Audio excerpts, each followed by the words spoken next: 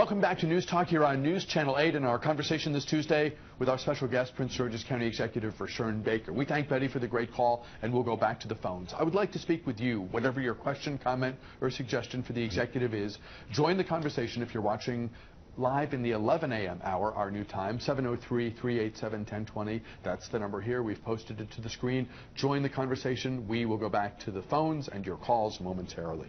Mr. Executive, can you talk about the disagreement between you and the council that spilled into public view there for a while about a new police substation, I guess it is, or district station that, from a bricks and mortar perspective, is ready, but in terms of the officers that you would want in that station and the funding for them, what was the issue and where do things stand now? Well, you know, it was interesting. You know, for years, the residents of the southern part of the county have been promised their own police station. And so when I came in, I said, we're going to build it. You know, we deserve it. It's a growing part of our county, Fort Washington area. So we actually put in place every year in the budget to build the police station, which hadn't been built now. We built it. But part of that, as we said to the council, was we need the staffing. You know, it's one thing, it's like a school. You know, you can build it, but you have to actually have the personnel. And unless we did the things during the budget to make sure we had a class of police officers that could go into the building, you weren't going to be able to open it. What happened is last one, we sent the council a note with the budget saying, here are the cuts we need to make to streamline our government, to make sure we have the resources to open not just the police station and the police station in District 7, but other things in the council. I mean, in the county. If that was not done, you would not be able to open this station on time with the contingency of 50 officers, which is what it needed. We made that very clear. We put it in language when I vetoed the budget. No one ever came up and said, let's talk about this. How can we make this work? What are your plans? They simply overrode the veto, and that was it. So as county executive, I have no other choice but to live with the budget they gave me. And what we said to residents, and I brought them into my office, and I said, you know, we're going to open the station. We built it. You know, I put it in the budget. We're going to open it. But we're going to open it on a delayed time schedule because that's what I have to do under the budget that was given us. And so right now what we're going to do is what we call a soft opening when it's finished. The construction probably won't finish until somewhere around late November or early December. We'll do a soft opening with the captain and the folks there. And then what we hope in the beginning of 2016, that we'll have another contingency of about 30. And then the full contingency will be there in September. The reason is because that's when the classes will be able to do the police classes. There are two transportation issues I want to ask you about. One is clearly regional in scope, and it goes to the safety concerns that so many people have about Metro right now, and the leadership vacuum.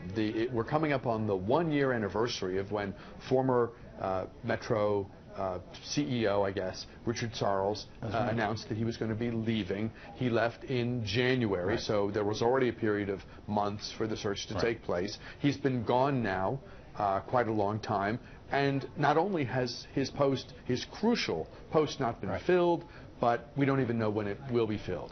Before I get to the purple line, let me just stop and ask you about those two. Well, you know, we're very concerned about what's going on with Metro. In fact, we just put a new board member on there, Malcolm Augustine, and one of the charges we gave him was we want to see a new general manager come in with the leadership skills to make sure the Metro is safe, predictable, and on time.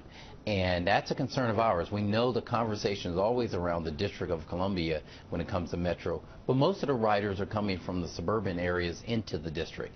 And so we want to make sure we have, you know, a general manager that understands that. And as you know, most of our development in Prince George's County is based around a Metro system. So Malcolm Augustine, our new representative there, has hit the ground running. We've asked him to go in there and talk and ask the tough questions, but we want to make sure we're safe. One of the things I will say is I commend our fire chief, Chief Brasura, for working with Metro to make sure when these things happen that we're responding on time. So we've been right there and in partnership with them. I know that Metro is, well, what do we know? Who knows? I mean, it's dragged on so long. I think at this point we have more questions than answers about the Metro search for a new general manager, but presumably they're looking for someone with the classic big city, urban, regional transit resume. Is it possible that a former colleague, I want to say, of yours, former Montgomery County Executive Doug Duncan, former Rockville Mayor, a kick-ass style leader, if ever there was one. Is it possible that the right guy is already here and we just haven't picked up the rock to see that he's there?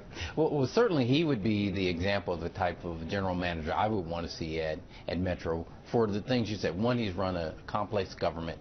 Two, he understands development. And three, what I've said to our folks is I want somebody who understands the Washington region, both in terms of how do you get people back and forth on Metro, but also the development part.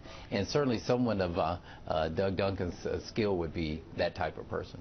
We have a tweet that came in on the issue of housing. Let's go to that and give FATTSS21, FATS21. Low-income housing should be all over Prince George's County and not just in the low-income neighborhoods. Is that doable to make affordable housing something that is spread more evenly and less clustered? Yeah, the new rule is you spread it out. You know, you don't concentrate affordable housing into one particular area. You want it throughout. Throughout the Washington region, quite honestly.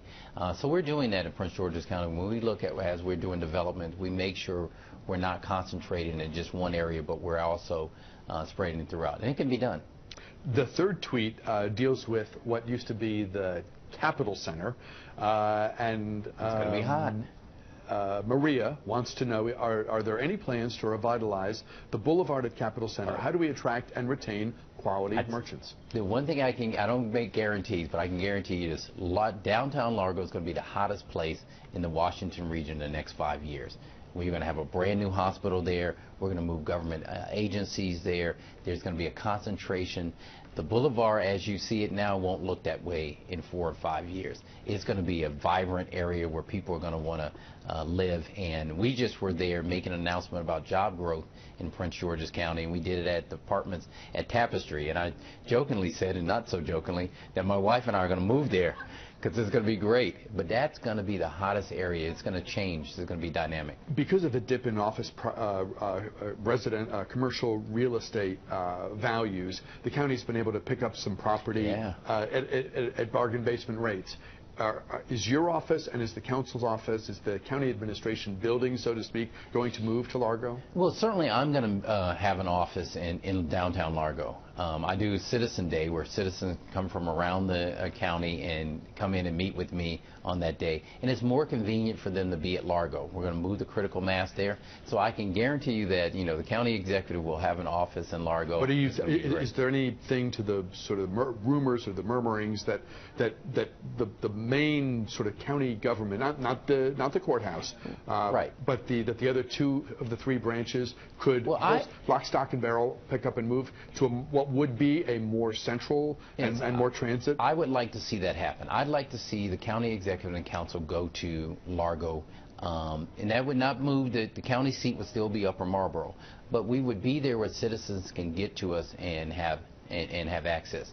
Short of that, if the council decides they want to stay in Upper Marlboro, what we'll do is we'll move government offices there, because that's going to give us that concentration and really make that a vibrant place. Mike, can I get to line 3? Line 3, that would be Ryan in Lanham. Ryan, if it's you, go right ahead. We're happy to have you aboard.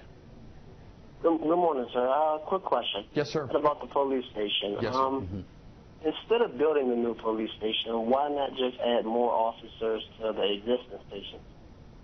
Thank you. That's a good question. One of the reasons we need the new... And I want to let me make sure that everyone heard it. It was rather than build a new building, why not just put the money into people, into officers? And we're doing both. One of the reasons we need the new police station in District 7 is because of the growth of the population in that area down in Fort Washington, Tally, in the southern part of the county.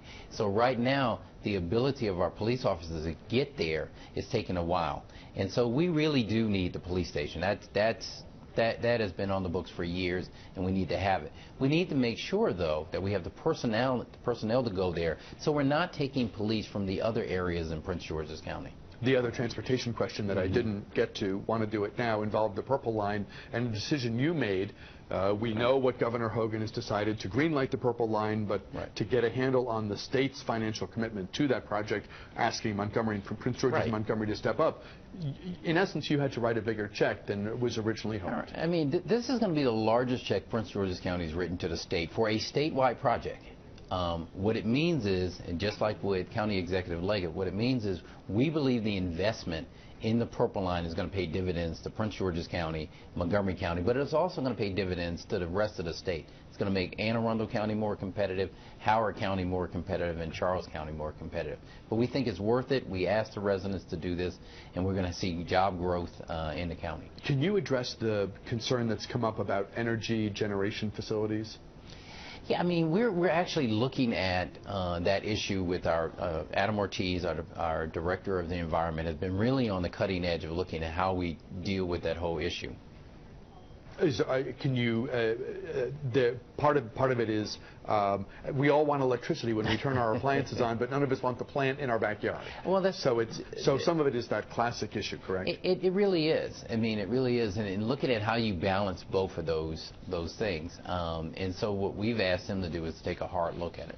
And you are getting ready to head overseas? I presume it's a trade mission. It's a trade mission to China. I'm going back for the second time. We've got a great delegation. We were able, the first time over there, is to get the first EB5 development project in Prince George's County. A lot of them have happened in D.C. And so we hope to build upon that relationship. We'll talk with you when you get back. Good. County Executive Rashawn Baker of Prince George's County. Always great having you here. Stop by anytime. Thanks for being with us today.